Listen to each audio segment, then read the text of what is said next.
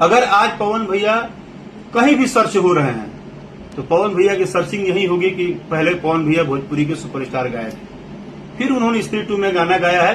तो ये हम सबके लिए गर्व की बात है, आपके लिए भी गर्व की बात है। और इससे पहले भी मनोज भैया ने गाया है।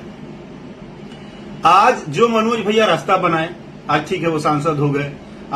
देखो भाई, सीधा बात, नो बकवास। हमने एक रील बनाया, आई नहीं गाना आया है, पवन भैया ने गाया है स्त्री 2 में।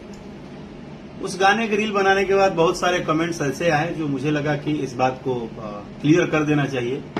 पहली बात यह है कि चाहे वो भोजपुरी का कोई भी स्टार, सुपरस्टार, आज खुद कोई नया गाना गाने वाला कलाकार हो, अगर सबका देखा जाए तो सबकी, जितने भी लोग हैं, सबकी उपलब्धि एक ही है, भाषा भोजपुरी। और हम जितने भी कलाकार भाषा भोजपुरी से जुड़े हैं, आज भले कोई बॉलीवुड पहुंचे, हॉलीवुड पहुंचे, कोई सांसद में पहुंचे, कहीं पहुंच जाए, लेकिन सबका वजूद भोजपुरी ही है।